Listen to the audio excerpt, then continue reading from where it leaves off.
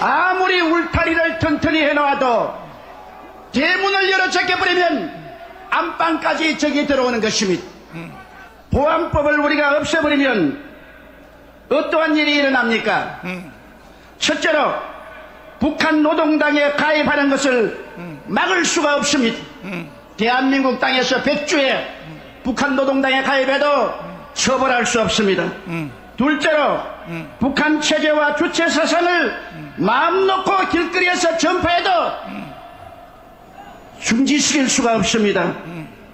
셋째로 방송이나 신문에 김정일 정권을 찬양하는 방송이나 글을 적어도 막을 수가 없습니다. 넷째로 주체 사상이나 공산주의를 선전하고 가르쳐도 막을 길이 없습니다. 다섯째로 서울 길거리에 인공기를 휘날리고 북한 국가를 불러고 김일성 추모 대회를 열어도 막을 수가 없습니다. 이러므로 우리는 보안법을 폐지해서는 절대로 안 됩니다. 어느 집이 도적이 들끓는데 대문을 열어 제껴버리고 평안하게 있을 수가 있습니까? 언제 보안법을 철폐할 수 있느냐? 북한의 침략 야욕이 사라졌을 때, 더 이상 우리의 적이 아닐 때 우리는 보안법을 없애도 좋습니다. 자, 영계의 태가들은 뭐라고 말하는가? 또 전라도의 절대적인 지도자 김중곤 목사님 말씀 한번 들어보겠습니다. 자, 한번 들어보세요. 뭐라고 그러는가? 6.25 때 가족이 죽었습니다. 내 눈앞에서 아버지도 죽고 공산당이 우리 집 20살 된 사람의 아들이 위증을 해가지고 인민재판을 해서 밤에 끌고 가서 내 아내도 죽이고 아버지도 죽이고 진짜 막 그냥 찔러서 죽이고 때려서 죽였어. 나도 죽었다가 살아났는데 이 사람들이 끌고 다니다가 못 죽여요. 그건 정말 하나님이 개입 안 하면 있을 수 없는 얘기예요. 10사람이 공동 운명체가 되기 위해서 10사람이 하나씩 때려서 죽여야 돼요. 돌로라도. 참여 안 하면 그 사람이 죽어요. 그러니까 아비규환이고 지옥이었어요. 마을 공산당들이 시켜서 강요해서. 지금 만일에 국보법을 없애버리면 저 이순신 장군 동상 거기에 김일성 동상을 세울 겁니다. 그리고 애국가 대신에 김일성 창가를 부를 것입니다. 세상이 이렇게 변해가고 있으면 그때가 되면은 기독교가 있느냐? 아, 중국도 있는데 왜 없어? 아닙니다. 이것은 영의 싸움입니다. 북한 자체의 정권은 식물 정권이지만 남한의 좌익이 몽땅 뭉쳐가지고 저 서울시청 앞에서처럼 그 좌익이 다 뭉쳐가지고 이 정권을 없애버리고 다시 좌익 정권이 서게 되면 그 다음에 북한하고 합작해서 남북 국회의원들이 모여서 이제 연방정부를 세웠다 해버리면 끝입니다. 그러면 교회는 내 생각에 없습니다. 한국은 세계에서 유일의 나라예요. 특별히 다른 나라는 공산당이 있어도 상관없어요. 그러나 우리나라는 있으면 안 돼요. 그것이 마지막이에요. 무서운 영의 전쟁이에요. 최후의 전쟁이에요. 기독교에 대한 심판이에요. 기독교의 생사가 여기에 달려있어요. 자, 그런가 하면 한경직 목사님의 영락교회 당회장 한경직 목사님 말씀을 한번 들어보세요. 사도 바울은 자기 민족을 사랑한 분입니다. 누구보다도 참 애국 애족의 정신이 강한 분입니다. 이와 같은 애족 애국의 정신은 무엇으로 나타났습니까? 자, 그만. 시간 관계상 그만인데 같은 내용입니다. 한경직, 조용기, 김중곤은 이미 아는 거야. 대한민국이 망할 줄 아는 거예요. 그래서 장경동 목사하고 저를 불러서 이렇게 말을 했어요. 대한민국 망한다는 거야. 한국 교회도 없어진다는 거야. 그러니까 이걸 선제적 대응하기 위해서 장경동 목사는 국민들에게 인기가 1번이고 정강훈 목사는 청교도 영성훈련에 조직력이 있으니 두 젊은 목사가 합쳐서 기독당을 만들어서 단 2석이라도 여의도에다 넣어라. 그때에 제가 이렇게 질문을 했어요. 어르신, 아니 지금 민주당하고 그리고 한나라당 양쪽에 목사 장로들이 쎄 빌었는데 양쪽에 다 합치면 50%는 기독교인인데 그 사람들 통하여 하면 되죠. 그랬더니 김영원 목사님이 안 돼 그래요. 왜 안 된다 그러냐, 장로 아니라 목사 할아버지라도 정당에 들어가면 당론의 지배를 받기 때문에 절대로 기독 정치를 못해. 뭐 동성애 이슬람 차별금지 절대 불가능해. 기독당이란 새로운 집을 짓고 들어가서 그리고 그때에 양쪽에 있는 기독교인들을 불러서 민주당, 그 다음에 또 한나라당, 새누리당, 한국당 불러서 그때서 그들을 불러서 기독당이 앞장서서 하면 기독 정치를 이뤄낼 수 있고 대한민국을 지킬 수 있다 그랬습니다. 우리는 그때 사실 이해 못했습니다. 자, 이 말씀을 증언해 주실 장경동 목사님이 오셨습니다.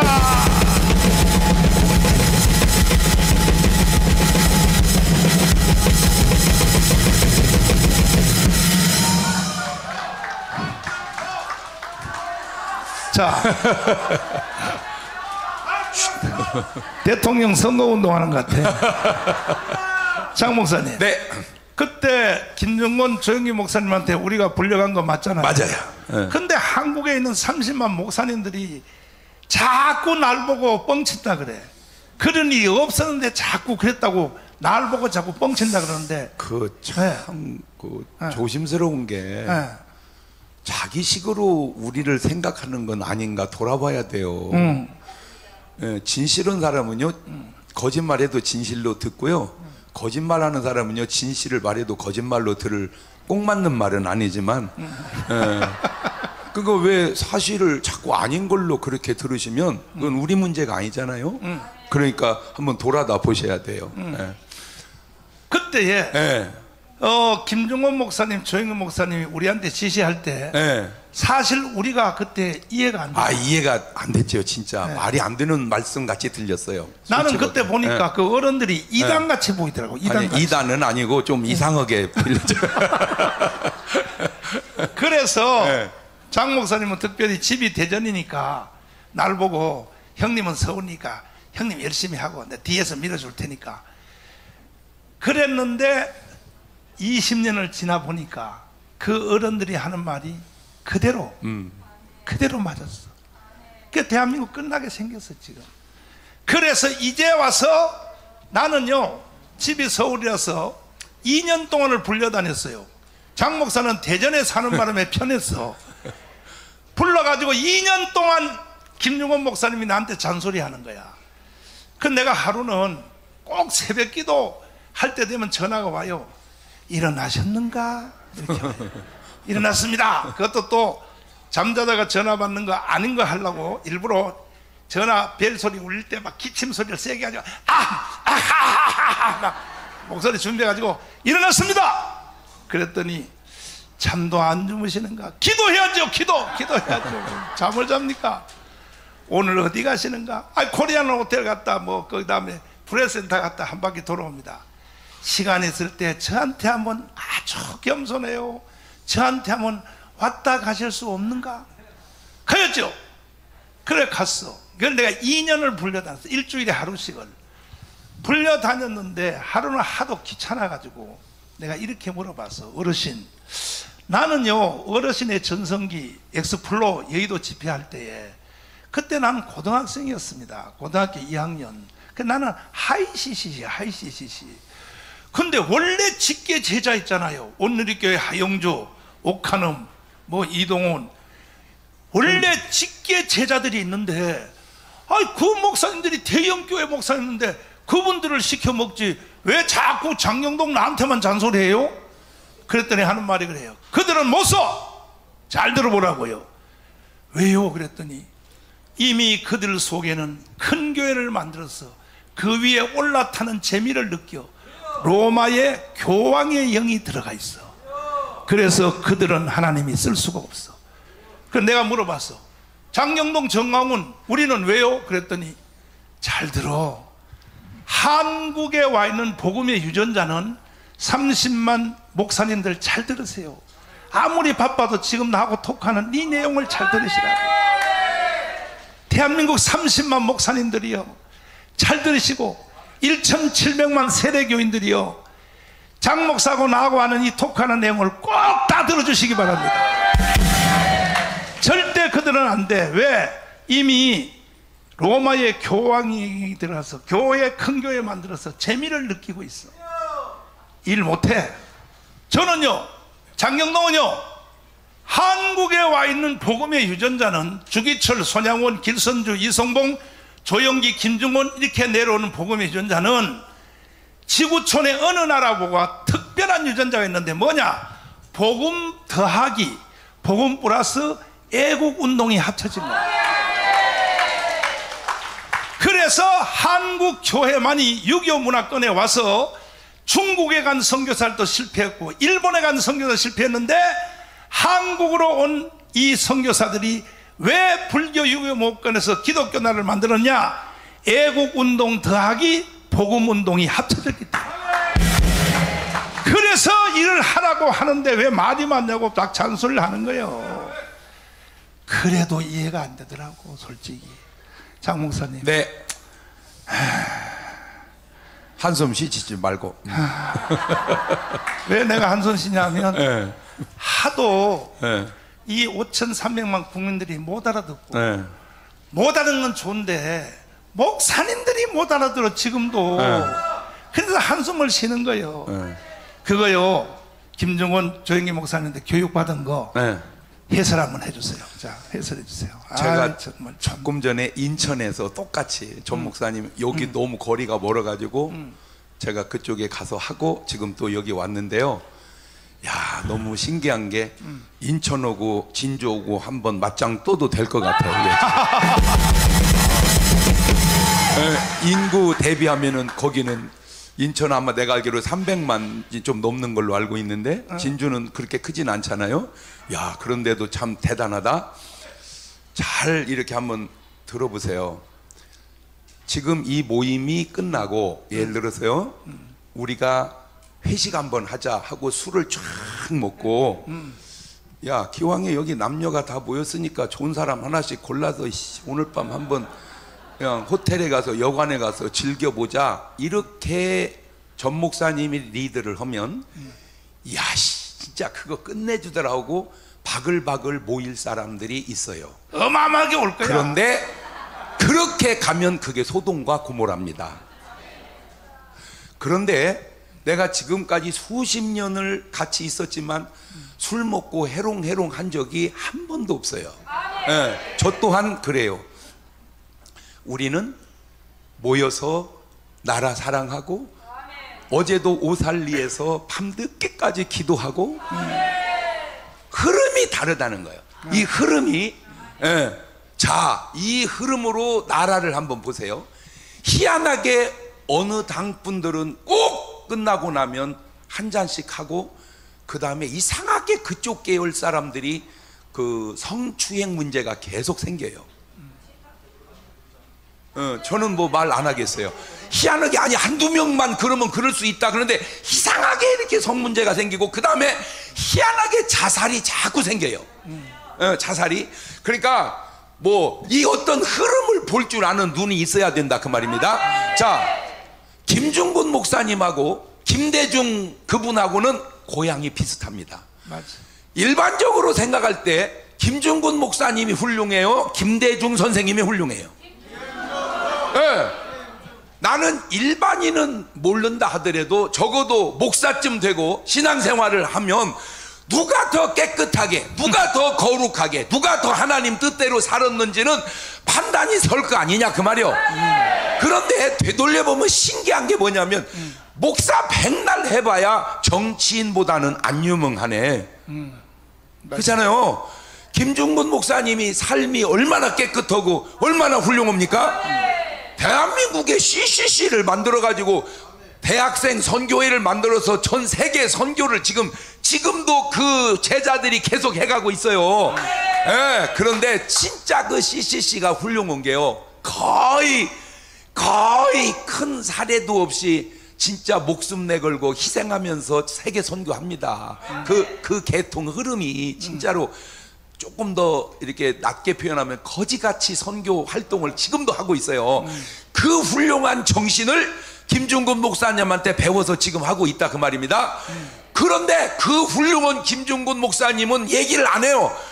그런데 김대중 선생님이라고 하는 분은 그렇게 존경을 해. 그런데 이분이 뭐라고 얘기를 했냐면 북한에서 남한으로 어마어마한 분이 내려와서 한 얘기가 북한은 망합니다. 내가 들은 말로 앞으로 5년 못 갑니다. 그런데 지금도 계속 버텨가고 있어요. 왜? 너무 많이 도와줬어요. 망할 나라를 너무 많이 도와줬어요. 막 도와줄 때 뭐라고 얘기했냐 이분이? 북한은 핵을 만들 의지도 없고 핵을 만들 기술도 없고 핵을 만들 돈도 없습니다. 만든다면 제가 책임지겠습니다. 그리고 사라졌어요. 책임을 지고 사라졌어야 될 거 아니야. 자, 문제가 뭐냐? 괜찮아야 돼요. 저는 참 믿는 게 뭐냐면, 잘 보세요. 아브라함과 롯은 큰아버지 조카입니다. 아브라함하고 붙어서 롯이 엄청 복을 받아요. 근데 롯은 복을 받았는데 소돔 고모라에 복 빠져버립니다. 소돔 고모라의 재미를 즐기고 살아요. 마시면 마시고 하면 하고 계속 즐기고 살아요. 그런데 아브라함은 믿음을 따라 가나안에 사는데 신기한 게 뭐냐면 복은 많이 받았는데 아브라함이 뭔 생각을 하냐면 이건 하나님이 준 영감이에요. 아무리 복 받으면 뭐하냐, 내가 이걸 복을 지켜야 된다. 이 복을 지키려면 군대를 키워야 된다. 그래가지고 318명을 보통 때는 일꾼이고 전쟁 나면 군사로 키운 거예요. 예? 그러니까 군사를 318명을 계속 훈련시켜가면서 복을 유지해가요. 그런데 드디어 전쟁이 났어요. 전쟁이 나니까 소돔 고모라가 완전히 그렇게 타락한 도시가 어떻게 이기겠습니까? 박살나가지고 다 뺏겨버려요. 그걸 아브라함이 가서 찾아옵니다. 안 신기합니까? 어떻게 그런 걸 알고 그렇게 대처를 했는지 지금 그 패턴으로 지금 여기 가져오면, 자, 전 목사님에 대해서 막 이런 말 저런 말 하는 분들에게 특징이 하나 있는데 뭐냐면 좋은 말은 하나도 안 해요. 좋은 말은 한마디도 안 하고 나쁜 말만 하는 그 트집이 객관성이 있냐 그 말입니다. 여러분, 트집을 잡으면 안 잡힐 수 없다는 사실이 최근에 또 터졌죠. 선거 3일을 앞두고 나는 그때 진짜 이해가 잘 안 됐던 게, 아니 어떻게 윤석열 대통령이 대장도 그 모든 사건의 주범이냐, 이거 뭐 말이 되는 얘기를 해야지. 그런데 지금 보니까 다 조작한 사건이었어요. 그게 지금 다 드러나기 시작합니다. 그런데 이분들이 공통적으로 하는 말이 있어요. 증거 있습니까? 아직은 확실한 증거가 없지 않습니까? 그런데 그 토크하시는 분들이 왜 이렇게 말을 좀 그렇게 좀 잘, 증거 있습니까? 이렇게 물으면, 증거 있습니까? 이 말은 안 했다는 말입니까? 안 들켰다는 말입니까? 에? 아니 말의 어법상 증거 있습니까? 이 말은 안 했다는 말입니까? 안 들켰다는 말입니까? 왜 그거를 구분을 못하냐고. 자, 박수? 그래.